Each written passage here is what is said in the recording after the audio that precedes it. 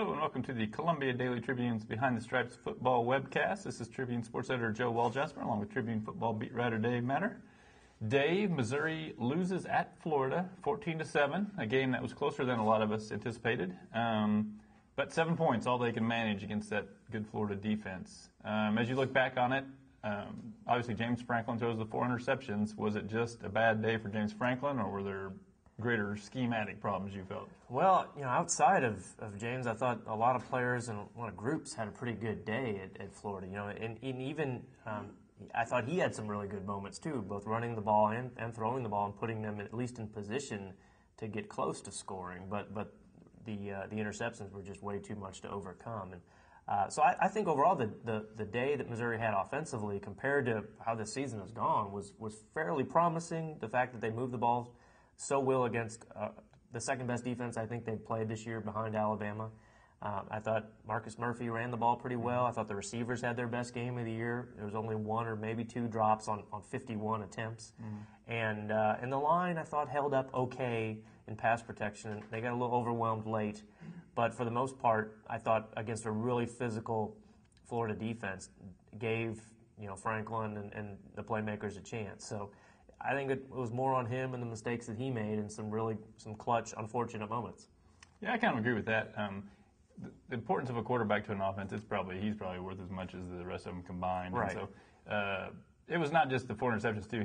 He had some open receivers he was missing that were incompletions, too. Now, I will say he did keep plays alive with his feet and scrambled around. It wasn't for lack of effort or anything like that. It was just he was just way, way inaccurate. I think for a spread offense, you probably need to complete 2/3 of your passes, if you're completing less than half. At least 60. Yeah. And then if you're also throwing 4 interceptions, obviously that's a major issue.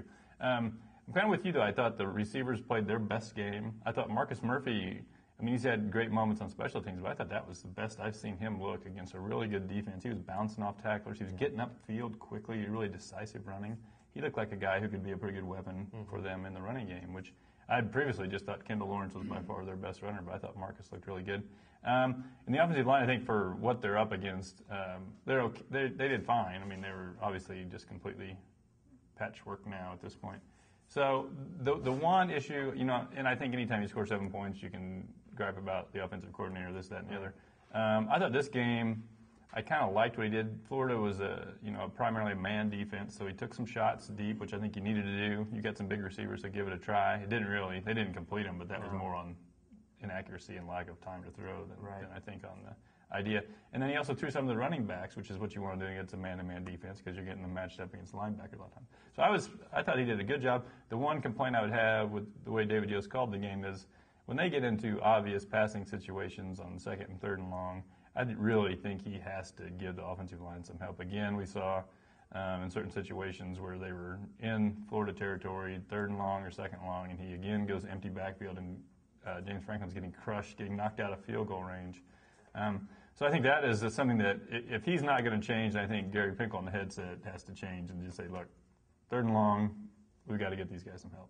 Yeah, and Yost talked about that on Monday, about having the extra blockers out there. And they talk about it more as if it's part of just the running plan, not as so much as pass protection. And that's where, I think what you mentioned there is they kind of run into some trouble when they go 4 and 5 wide.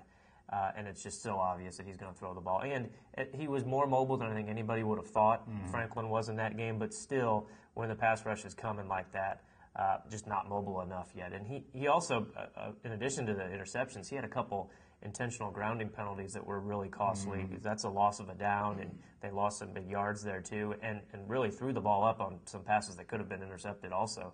So he was lucky to only have 4, really, because he almost threw another one of those away. So it really rough day for him. That they were trying to diagnose the reasons for those. Most of it was physical. He was rushing his steps. His footwork was pretty sloppy.